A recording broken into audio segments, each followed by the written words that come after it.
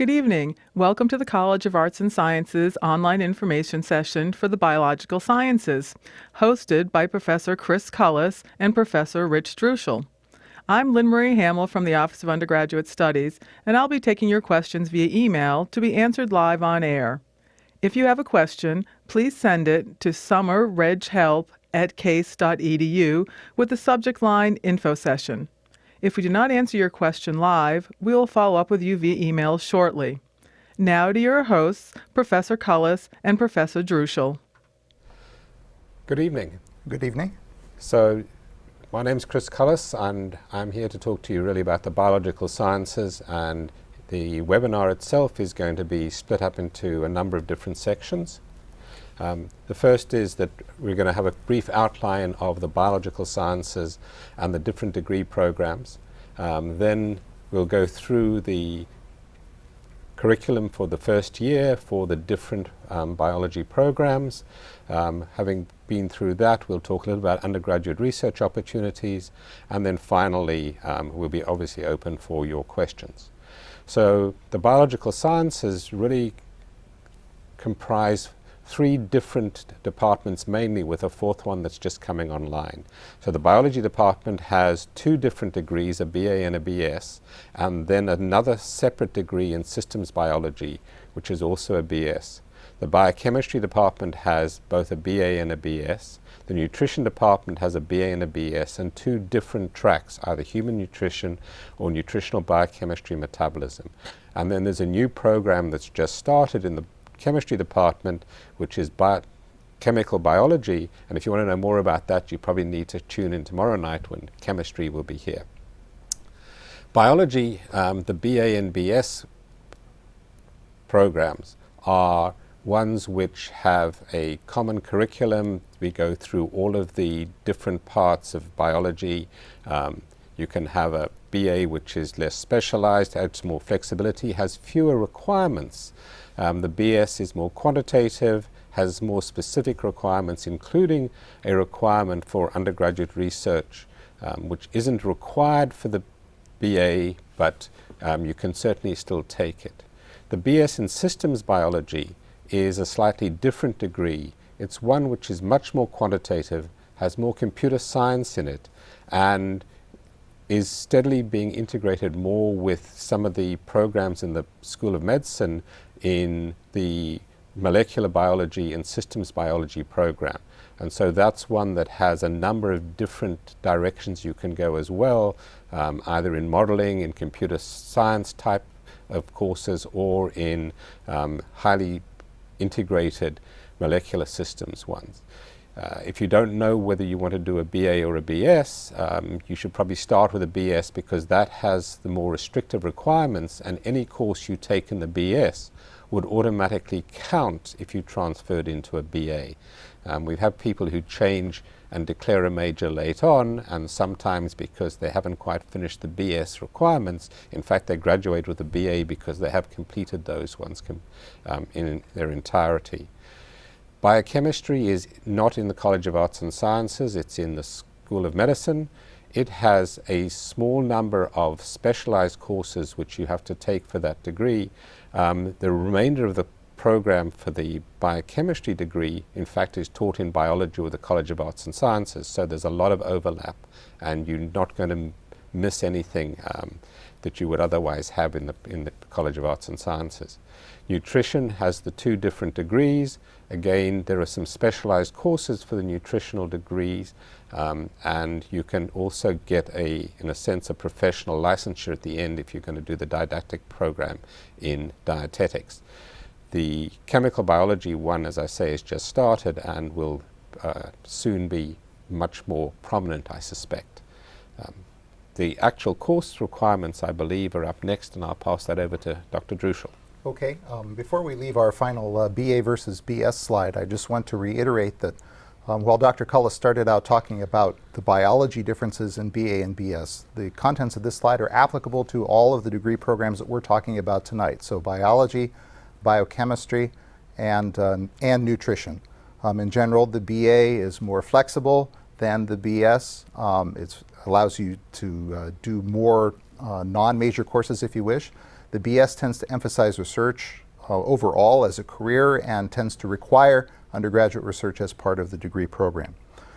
So we're from biology, but we're going to talk about all of these biological sciences departments. And I want you to understand that there are a lot of commonalities in curriculum between all of these, as is shown on the current slide. So overall, for biological sciences majors, any of the degrees we're talking about tonight, you're going to have to do, before you graduate, 2 or 3 semesters of biology with laboratories, 4 semesters of chemistry with laboratories, 2 semesters of physics with laboratories, and 2 semesters of mathematics with laboratories.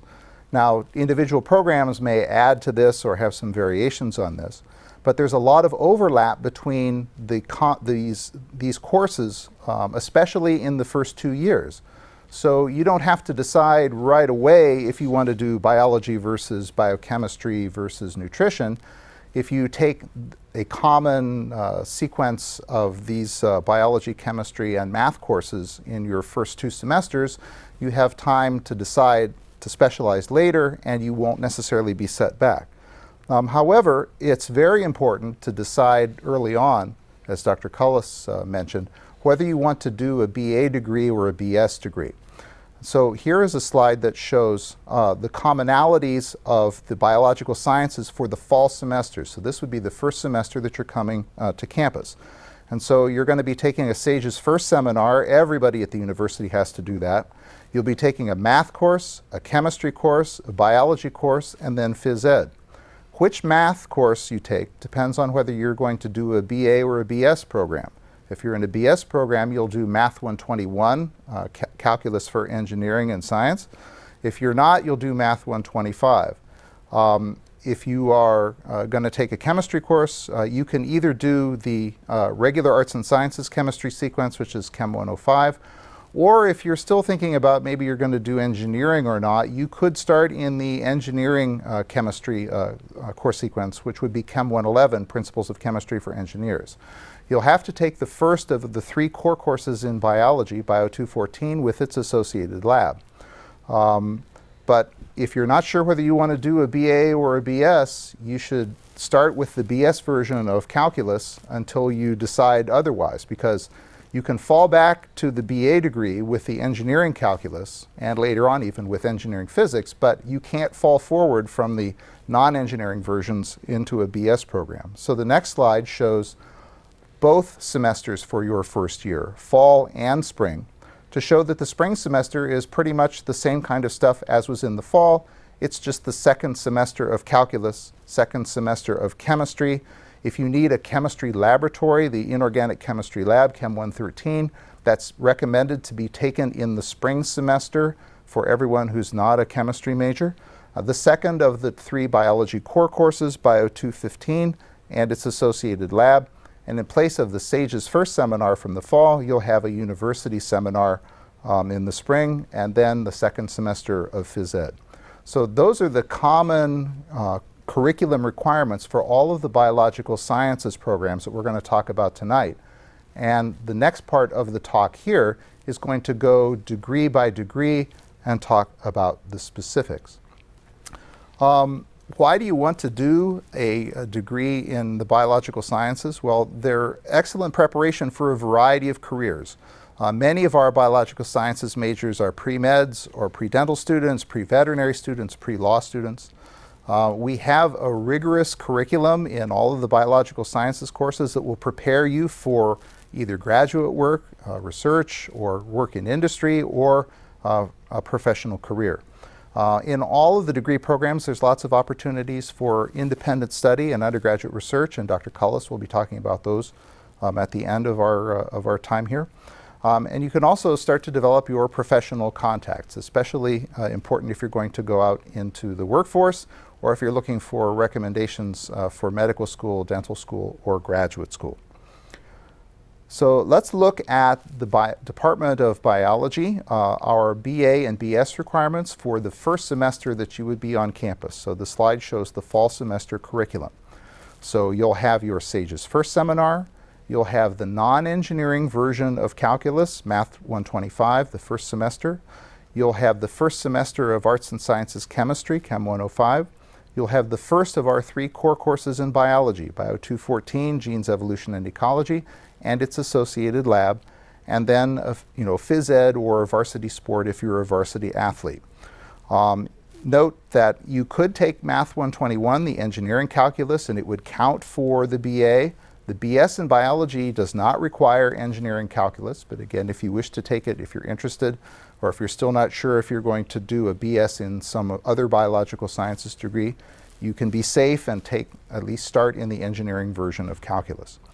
The systems biology BS does require the engineering version of calculus, and in your later semesters, the engineering versions of physics. We'll get to systems biology's fall and spring schedules in a little bit. So now we'll zoom back out to show the entire first year curriculum for biology BA and BS, and it's very similar to that common biological sciences curriculum slide that we had earlier. So in the spring, you'll do a university seminar, second semester calculus, second semester chemistry. You'll add the Chem 113 inorganic chemistry lab, the second semester biology core course with its lab, and then phys ed. So these are conservative schedules, 15 credits in the fall, 16 credits in the spring. You only need 12 to be a full-time student at the university. A full-time student in the College of Arts and Sciences is 15 to 16 credits, so this is not loading you down. This is a good schedule to have. But notice that it's pretty much all sciences and mathematics except for your SAGES courses and phys ed. For systems biology is a different kind of biology.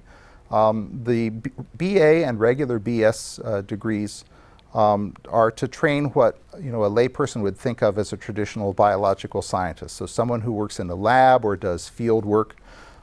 Systems biology is for someone who's more interested in computational or mathematical modeling approaches to biology.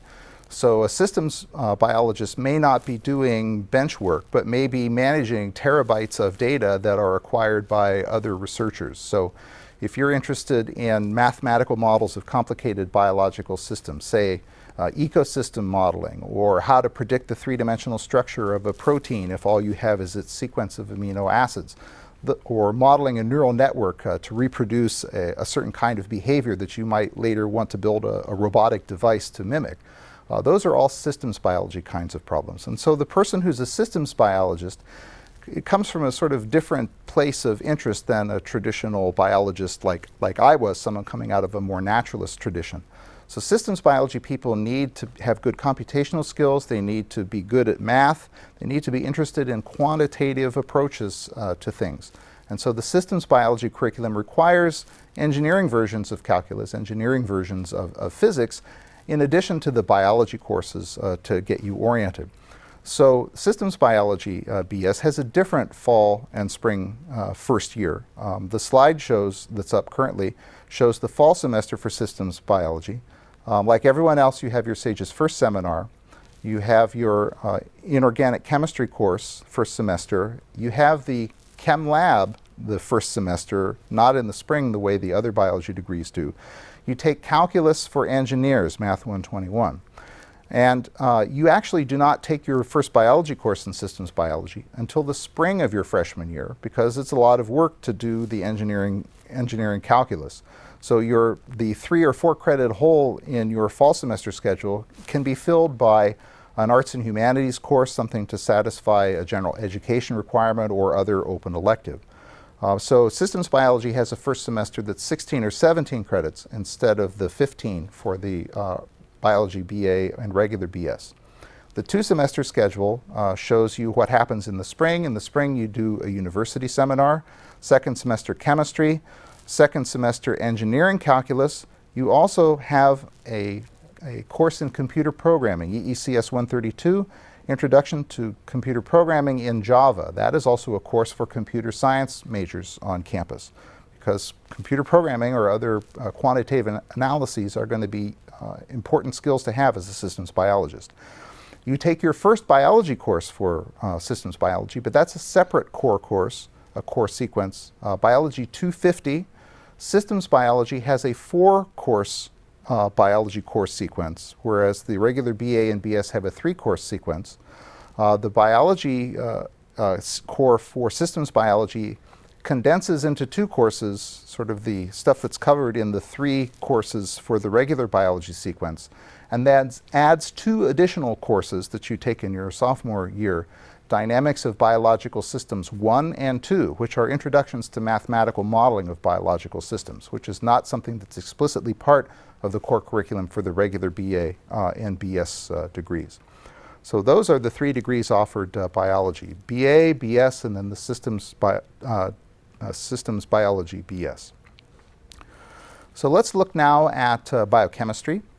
So biochemistry offers both a BA and a BS, and their first semester schedule is up on the slide right now. It starts with a SAGE's first seminar, a math course, a chemistry course, and a biology course.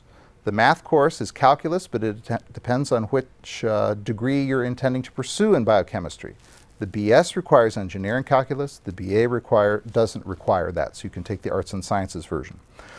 For chemistry, biochemistry allows you to take either the arts and sciences chemistry, Chem 105, or the engineering chemistry and materials sequence. You, like the regular biology majors, take the first of our 3 core courses in biology, Bio 214 and the associated lab.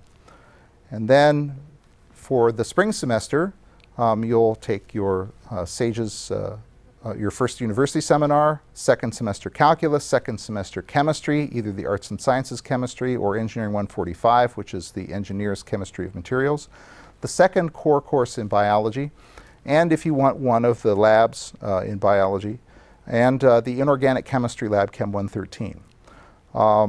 So you have more semester hours in the second semester than you do in the spring.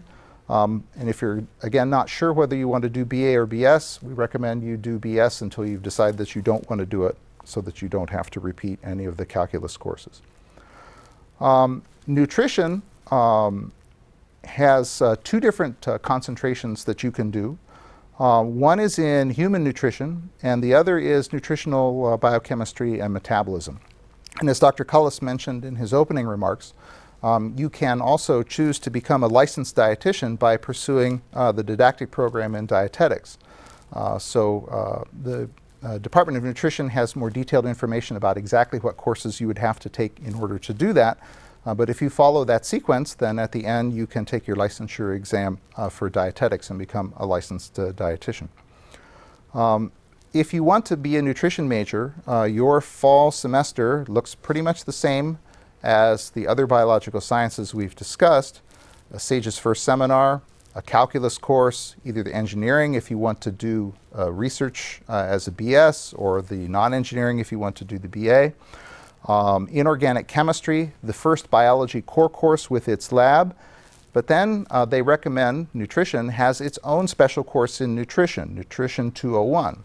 It's preferred that you take it in the fall, though if you can't get in or for whatever reason you're not able to schedule it, you can substitute the inorganic chemistry lab, Chem 113, because in the spring semester for the recommended schedule, is when you would take the Chem 113 laboratory.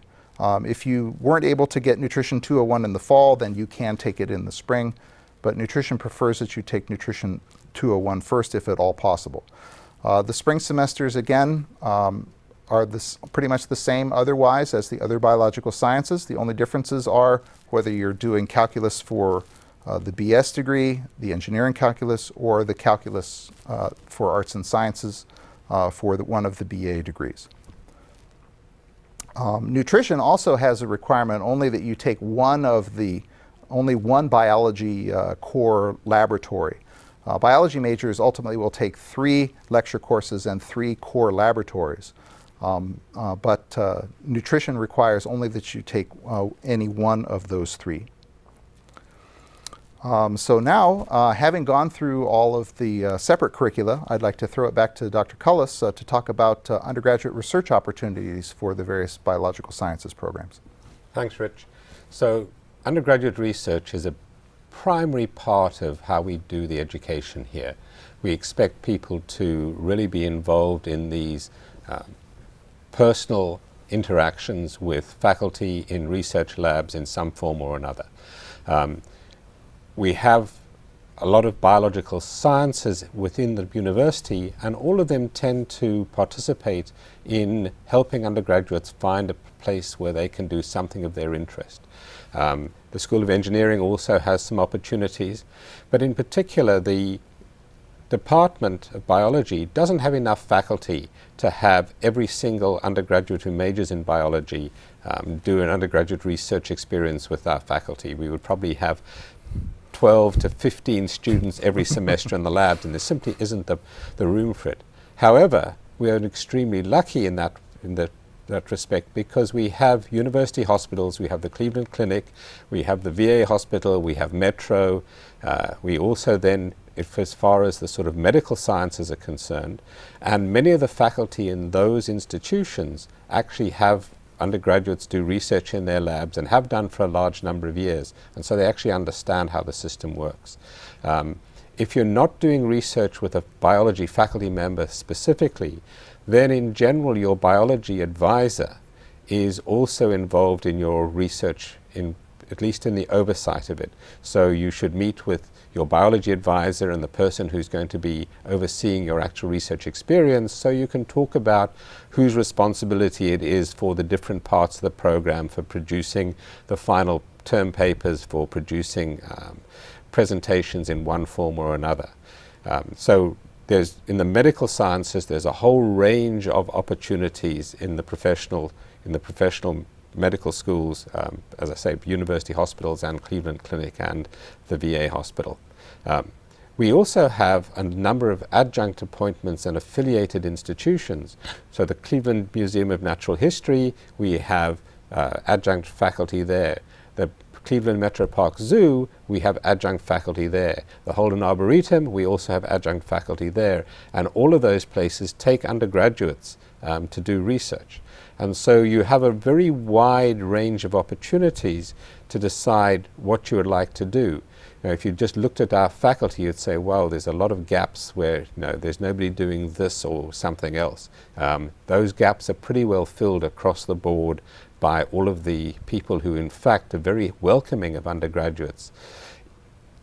When you start, you need to find somewhere where you want to go. We're actually starting to institute a system which can be slightly helpful, but this still requires a little bit of personal initiative.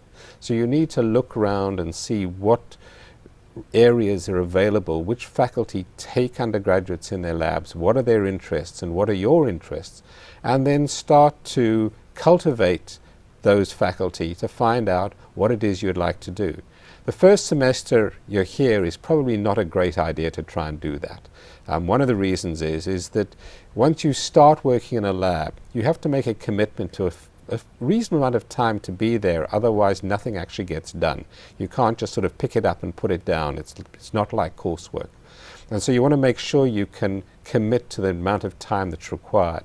Frequently students in their first semester think, oh, I can manage that, and they do it for 3 or 4 weeks, and then suddenly midterms are coming up and there's term papers and there's all sorts of other things pressing on them, and they have to drop that research piece that they thought they could manage. And that doesn't leave a fantastic impression subsequently on the PI who thought you were going to be there and is sort of counting on you to do something. The other part about that is it's frequently a really good idea to volunteer in a lab for a little while. That allows the lab to decide whether they like you. It allows you to decide whether you really like what they're doing and the way in which the lab is run, and you can then move that through. So in your first semester, you can sort of look around and say, what are the kinds of areas that I'm interested in, who's doing this kind of thing. In the second semester, you can start to interview faculty about whether they would like you to work there and whether you would like to work there. And then trying to make sure, certainly by the time you get into the fall semester of the sophomore year, you've got that sorted out and you can start. And that would mean you could do 3 years of research. And most students who do that amount of time are certainly published authors in scientific journals before they leave here.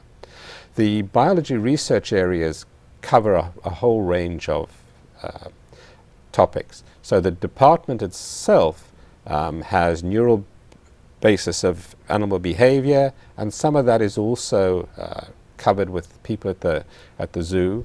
There's plant genetics and ecology, and plant genetics is my particular field. And I usually have 1, 2, or 3 undergraduates in my lab at any one time. There's a group of people who are looking at development and stem cell biology. We have a large skeletal research center which has both faculty and research professors in there who also look after students. Molecular parasitology, and in that an associated department is in fact the Department of Global Health, which looks at things like malaria in particular in Papua New Guinea. So it's not just a local interest. Computational biology, and as I mentioned earlier on, there's a steadily increasing interaction with the Department of Systems Biology in the medical school, and they really are interested in having undergraduates work with them, and we're trying to develop some new courses with them. And then there's evolution and adaptation of organisms to their environment, both plants and animals, and some of the ecologists who in the department work there as well as people at the Holden Arboretum. In biochemistry, there's a whole group of biochemical areas, which is proteins and enzymes, which are the workhorse molecules of our body. There's structural biology, there's regulation of gene expression and how those genes are turned on and off. Cell biology, which is the overall working of cells at a macro level and the interactions, and with cell biology you frequently get a movement into systems biology, and metabolic regulation. And in fact, one of the interests in the biochemistry department is in fact on diabetes and trying to develop long-lasting insulins to change the need for continuous injections, and in fact undergraduates have been working in that program as well. So for the last slide that we have, the information that you can get is for biology, Katie Bingman is the person who's the undergraduate coordinator. For biochemistry, Dr. David Samuels. For nutrition, Dr. James Swain, and for nutritional biochemistry and metabolism, Mary Beth Kavanagh. There are their email addresses. If they can't answer the question, they certainly know where they can send you to answer the question. And at this point, I think we'd be very happy to take questions. That's great. Thank you, Dr. Drushel and Dr. Cullis. It's some really great information. You talked a lot about undergraduate research, and Jill has emailed in and wanting to know, do professors take first years in the field of biology into their labs, or do they really prefer upperclassmen? As I said, they do take first years. It does depend on what your experience has. So some of the students who come here have done some research when they've been in high school. They've done summer research programs, and so they have some feel for that.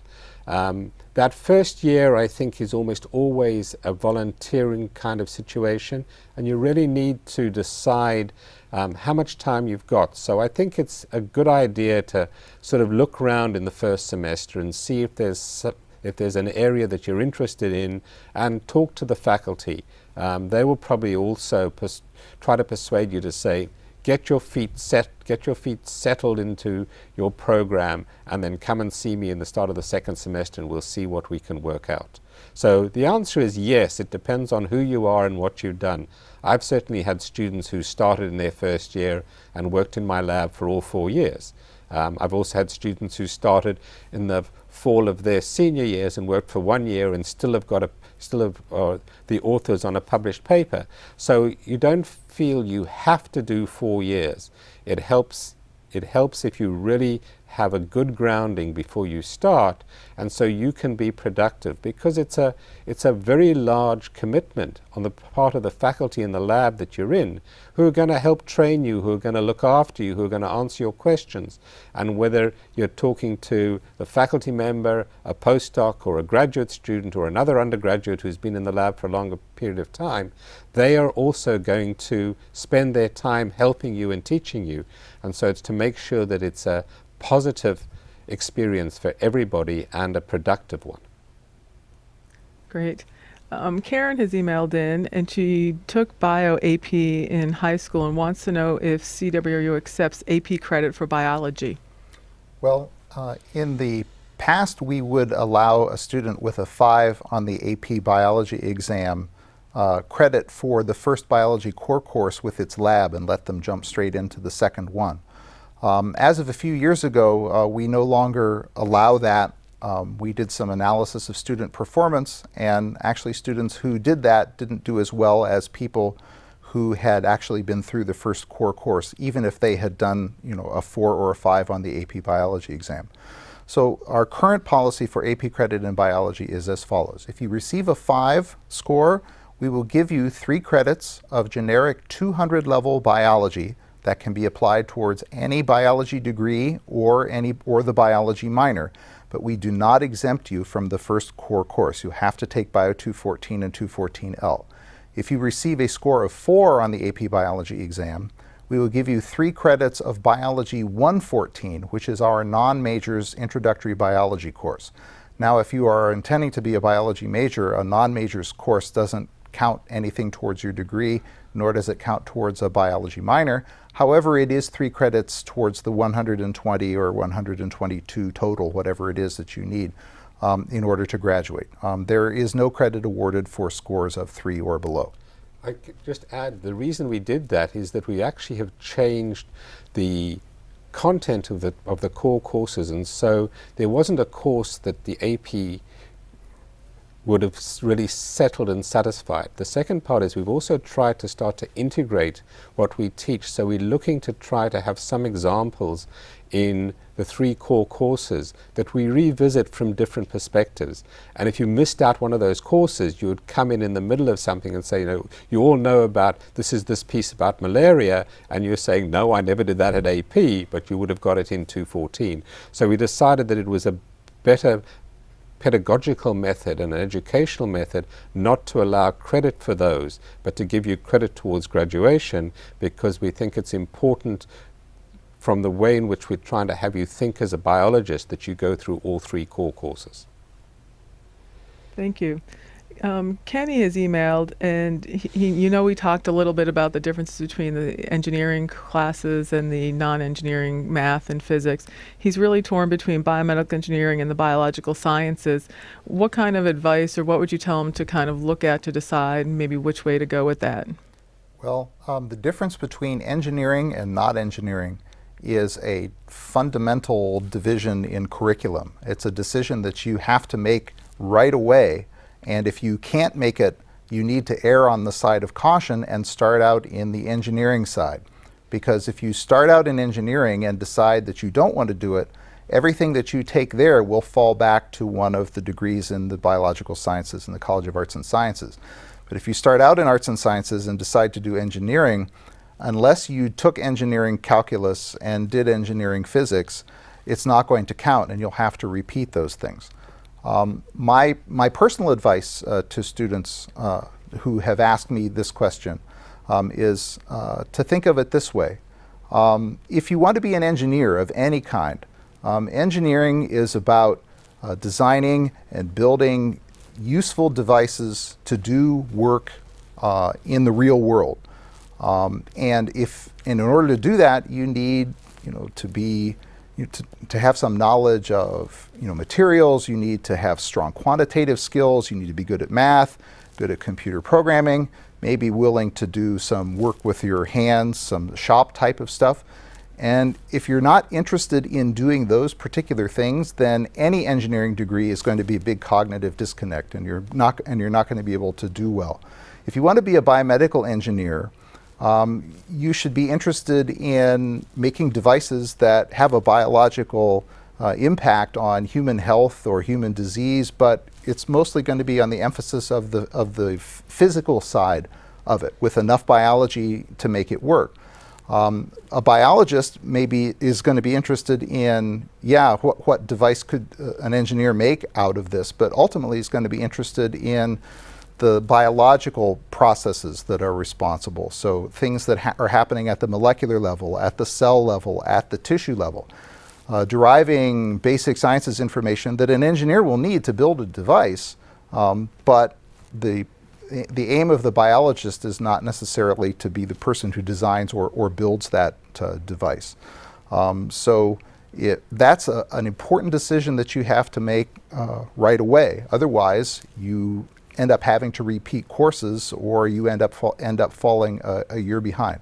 There's no right answer. People can cross over and do either one. I will say, since many of the students watching may be pre-medical or pre-dental, it's a mistake to do BME thinking that, well, it's hard and it will look better for my applications to med school or dent school if I do well in engineering. That isn't true, and BME is much harder than the BA or BS in biology, so the chances of not doing so well in your courses is higher in BME than it is in biology. So be very careful about doing stuff simply for credentials. You should do stuff because you're interested in it and think that you're going to use it for something useful later on. Don't just do it because, well, word on the street is that more BMEs get into medical school than otherwise. That's a mistake to choose what courses or what majors you have by that kind of thinking. I'd like to just pick up that last point that Dr. Drushel was talking about, is that if you're going to do well, then you're going to do well because you're actually doing something that you're really interested in and engaged in. So if you're going to do undergraduate research, it's not to do it because you want to check that box, because it won't work that way. You'll do it because you're actually really interested in the subject and you're really interested in doing that particular kind of research.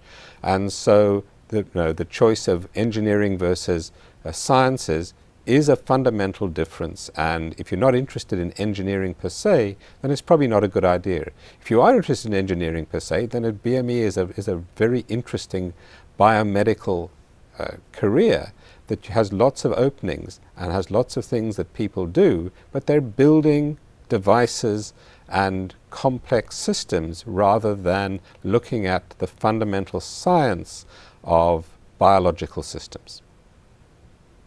That's really great points that Professor Drushel and Professor Cullis brought up. You just need to do well in whatever discipline you decide to do. Which brings me up to a question that Joe has emailed in, and he does want to go to medical school, but is not sure if he wants to do a biological science degree. He's really interested in psychology. Is that okay to do, or what are your thoughts on doing psychology as opposed to biology or chemistry for medical school? Well, the stats that I am aware of are that probably most of the most popular second major for biology majors who have a double major is psychology. Maybe 8% of our biology majors are a double major in psychology. You can major in anything you want, engineering, science, whatever, arts, humanities, and go to medical school or dental school, so long as you cover the fundamentals in biology, chemistry, physics, and mathematics, and a bit of social sciences and a bit of statistics to reflect upcoming changes in the MCAT and changes that are already in place in the DAT, and also some biochemistry. But if you cover the fundamentals in biology, chemistry, physics, and math, so that you can do well on the entrance exams for med school or dent school, your major, your emphasis can be anything else that you like. If you do a double major with one of the biological sciences as your first major, it's strongly recommended that you do the BA rather than the BS. All the BS degrees have more course requirements, have more hours required, have harder courses required, say engineering versions of calculus and physics versus the non-engineering versions, and a requirement for undergraduate research, which requires the time and energy commitment that Dr. Cullis talked about. So it's much easier in a BA program in a biological science to add a second major, whether that be in another biological science or in something like psychology or sociology or in one of the other humanities. So there's no right major to have. As Dr. Cullis said, it's not about checking boxes. Excel in what you're interested in, cover the basics that are required for entrance to the program that you want, but otherwise focus on what you're interested in and what you do well in. You will run out of gas forcing yourself to be excellent at stuff that you hate doing, and you really have to have demonstrated academic excellence in order to get into medical school or dental school or veterinary school or graduate school. It's much easier to do well at stuff that you like, as Dr. Cullis said, than at stuff that you don't care so much for. Thank you. Connor has written in that he has AP credit for Math 121 and 122 already. So what kind of course would you recommend in a replacement course in the first or second semester? So if you've got that credit so you don't have to do the math course, then I think you should start on your general education requirements so you get a leg up on that. And again, it's this whole part of what do you want to do in your career. So, and I'm going to stress undergraduate research again, because that one of the issues with undergraduate research, which is really hard to drive home all the time, is that you may be doing 3 credits of undergraduate research. There's more time commitment for those 3 credits than probably any other 3 credit course, or maybe even 6 credit course. It takes time. If you're going to do an experiment, you've got to have a sufficient block of time continuously that you can do an experiment. Frequently, if you're going to do an experiment, you've got to have 3 or 4 hours on Monday, you've got to have 3 or 4 hours on Tuesday, and 3 or 4 hours on Wednesday, because you've got to do something, it incubates overnight, you do something else, it incubates overnight, and so on. And so as you do more research, you've got to have a slightly more lax schedule in terms of the requirements of the times that you can or can't be in the lab. And so if you've got that credit already, then I think start to get your requirements out of the way, so as you become a junior in particular, you can have a lighter schedule and then really be able to devote a significant amount of time to that research program. And that's I think that's one of the most rewarding things that you can do. The other reason for getting some of the essentials out of the way is that if you want to do some study abroad somewhere, then it's much easier just to be taking some electives than trying to get required courses while you're abroad. And so having that AP credit, having some flexibility in your schedule early on, will allow you to be able to plan that. And if you want to do that, then when you first start talking about your program with your advisor, looking forward, when you're actually setting up not this first semester's schedule, but for your second semester, talk about what it is you want to do for the rest of your career here. Map out what you need to get done and when you can do it, and say, well, you know, I've got a whole semester here that I can choose to do whatever I want. I can go abroad, I can do undergraduate research and really spend a huge amount of time in that and maybe carry it on through a summer. So once you get this first semester out of the way, when you're looking at the second semester, don't just say, what do I need to do in the spring? Say, what do I need to do for the next 3.5 years, so you can understand where everything will fit in, and then you can choose to really be able to follow the things that you become passionate about while you're here. One qualifier that I will add to Dr. Cullis's advice, since it's found in the first year guide, there are some of the BS programs in the biological sciences. Biochemistry comes to mind, but I also think that it may be true for the chemistry BS, that have more than 2 semesters of math as a degree requirement. If that's the case, and you've placed out of the first 2 semesters of calculus, you may wish to consider starting the 3rd course in the sequence that is required for your degree. Again, I believe that that is the BS for biochemistry that is affected in terms of the courses that we're talking about here. But if that's not the case for you, then certainly I would give strong consideration to Dr. Cullis's advice. And Dr. Cullis must have been reading the emails they came in, because as he was talking about study abroad, Tim emailed in about studying abroad, and you answered most of his question, but he also wanted to know, when is the best time for this, and are there certain courses that he should take? Are there ones that you wouldn't take back towards the biology major, or what kind of advice would you give? So I think you can get some of the required courses while you're doing a study abroad, but it's much more difficult and it takes a lot more organization. For me, I think study abroad is best done in the spring semester of your junior year.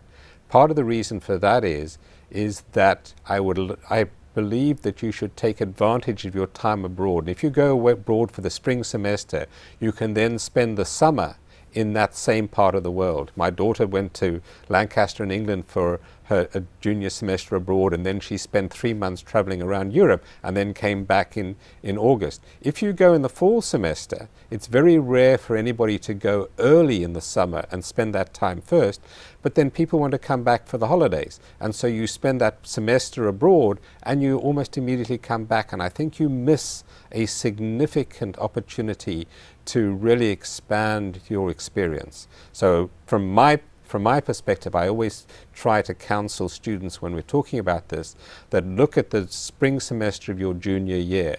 And so again, when you're planning out your program, say, what do I need to get done? What would I need as that I think might be required courses during that spring semester of my junior year? Can I get them in earlier, or can I do them as a senior? And just take electives, so they will count towards your graduation requirement, but you're not trying to shoehorn in somebody else's biology course into one of our requirements. It can be done. It's not impossible. We work very hard to make sure we can do that, but sometimes it's quite difficult. Something for the pre-professional students to consider. You'll be taking your MCAT or your DAT or your VAT if you're a veterinary student sometime in the spring of your junior year. The way that the science curricula go in the biological sciences is pretty much biology and inorganic chemistry the first year, organic chemistry the second year, physics the third year. So if you do a junior year abroad and have not completed your physics requirement, then you won't have covered all of the stuff that you'll need to know for your medical school entrance or other entrance exam. So as Dr. Cullis said, careful planning of your schedule to make sure that you've covered everything before you leave, or will have covered it by the time you come back, is very important. My observation of students, of pre-professional students doing a junior year abroad, is that they will do organic chemistry on schedule in their sophomore year, and then in the summer between their sophomore and junior year, they'll get a start on physics. Actually, both semesters of physics are offered in the summer. Some students may simply take the first semester of that in the summer, then take the second semester in the off semester in the fall, so that they're done before they leave in the spring. Some students may choose to do the entire year of physics in the summer.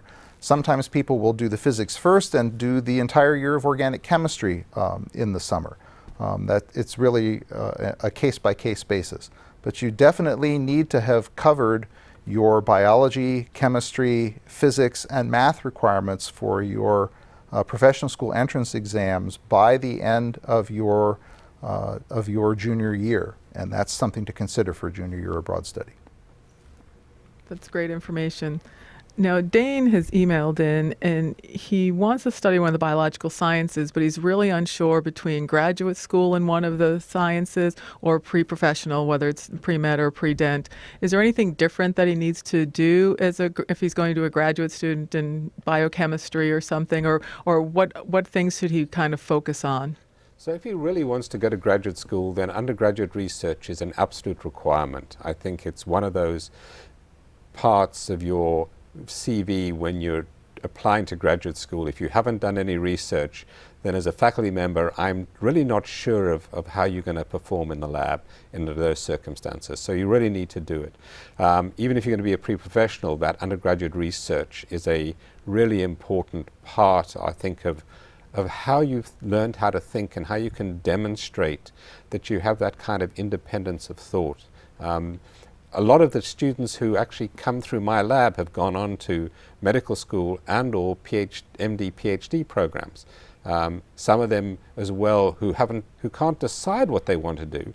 There are a number of post-baccalaureate programs that are research programs that you can go on. So one of the students sort of went down and has been working at NIH for a year, has got a couple. In fact, he's an author on a paper that's coming out in Science next week, and he's going into an MD, PhD program this fall. So they're not really different. I think you can't think about, what do I need to do if I'm going to go here, or what do I need to do if I'm going to go there? It's a case of, what are the things I really enjoy? What am I good at? And if you do those, you will find you'll do really well, and you'll find what it is you want to do. You know, the decision between those two is not easy. That will come with experience. And that experience, if you're enjoying it, will stand you in much better stead as you go forward than trying to say, this is what I need to do. It's really, you know, we can't stress enough that this is a time for you to do courses and explore things that you really enjoy. And that's what you need to make sure you think about and keep that foremost in your mind. Great advice. We have a couple of students who emailed in now who have questions about their breadth requirements for the biological sciences. If you could talk a little bit about, you know, what breadth requirements, what they need to do to fulfill them, basically. Do you mean the SAGE's breadth requirements or major specific requirements of like different areas within biology, say? From the questions, it looks like the SAGE's requirements, the breadth requirements. Well, pretty much anybody who is a biological sciences major will, by taking the required courses for that degree, satisfy, you know, quantitative reasoning and the natural science requirement. You know, so those just fall out. I mean, you can use any of your calculus courses or any of your biology, chemistry, you know, physics. You know, all of those things satisfy SAGE's requirements. The other SAGE's requirements, you know, are either SAGE's specific, so the first seminar, and then things that are in the university seminar program. All students are required to do a SAGE's departmental seminar. Biology offers departmental seminars. For biology, none of our biology courses that has the departmental seminar attribute is required for the degree. If you take one, you satisfy the SAGE's departmental seminar requirement, but in biology it simply counts as an open elective. That may or may not be true for other departments' departmental seminars. If you're in a degree program that requires a course that happens to be a departmental seminar and or happens to be a SAGE's capstone, well then to get those degrees you'll have to take those courses. For the BA biology, you can do any department's departmental seminar and any department's capstone. You're not even required to do a biology SAGE's capstone. That's very convenient for our students who are multiple majors because they can do their departmental seminar in their second major and help use those credits towards finishing their second major. In general though, if in the BS programs, your SAGE's capstone, which is supposed to be an independent effort showing that you have mastery of whatever you've been studying, since those are research courses, pretty much in order to do a BS degree in a biological science, you have to do their SAGE's capstone in research. And if you wanted to do a dual degree BS in 2 different biological sciences, then you'd have to do 2 different research projects in 2 different areas. And that would be a pretty onerous thing to do. So for the specifics of what departmental requirements are or are not SAGE's departmental seminars or capstones, probably looking at the searchable schedule of classes online, searching for those attributes, or talking to someone from a specific department would be the best thing. I can comment very knowledgeably on the requirements for biology, but I personally am less certain about the nuances for the other departments. That's some great information. And just to add a little bit for the students, that the breadth requirements are broken down in the first year registration guide. And just in general, for any major in arts and sciences, you do need to take 2 social science courses, 2 arts and humanities courses, as Dr. Drushel mentioned, 2 natural and sciences and math, and a quantitative reasoning. And some of those courses can be satisfied by your AP requirements. But if you do look in the first year registration guide, it'll break out specifically what courses fall into those areas. We have one more question. And I guess I can relate to this, as my undergraduate degree is in biology, and I wasn't sure what I wanted to do with it when I graduated. I didn't want to go to medical school, and I didn't want to go to graduate school in biology. So can you maybe talk a little bit about the types of jobs that people can get with a biology degree or biochemistry degree who don't want to go on to professional? Maybe some of the, what your students have done recently who've graduated. So I think it depends on what you're interested in. Again, it's very much a case of looking at that. So if you've done any of the upper level labs, then you're probably qualified to work in a research lab somewhere as a research assistant or a research associate. If you've worked with people at the zoo or at the Holden Arboretum, maybe there's something in the metro parks or the USDA or the natural services out in different parts of the country. If you've worked on done an ecology series, then there may be parts that even with the water board, with the Great Lakes or various other places. I mean, our ecologists in fact work with the Northeast Ohio Regional Sewer District to looking at what the effects of lots of pollutants are on the natural populations. So there's a whole range of different things that you can do. We are looking at a certificate that may be one that would allow them to actually work in a clinical lab. So, there's obviously a lot of the medical sciences now, there's clinical laboratories which do all the testing, and that testing is becoming more and more sophisticated, whether it's going to be working with personalized genetics and personalized medicine and doing testing of DNA, or whether it's just the common lab tests that are currently available. Those are all issues that are out there.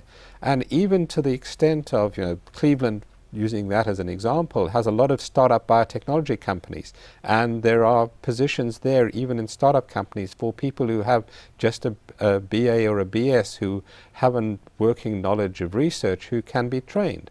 And so I think there are lots of places that you can work as a biologist without going to graduate school, without going to medical school.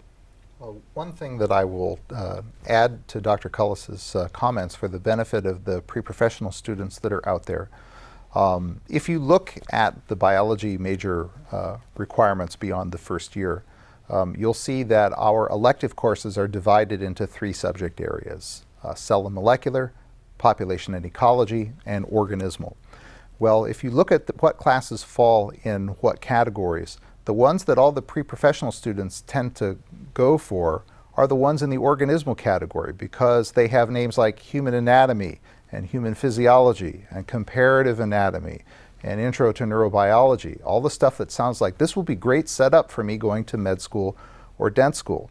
And that's true to a certain point, but if those are the only electives that you've taken in biology and you either decide not to go to medical school or are not able to get in, there are no employable jobs for somebody who just has taken all of those general course organismal courses, because they don't have any practical skills that are associated with them. So our majors have to take courses from any 2 of those 3 areas. So I counsel my pre-professional biology major advisees to make sure that they take some laboratory courses in either of the other 2 areas, either cell and molecular or population and ecology, because there are jobs out there for people who have lab skills in those fields.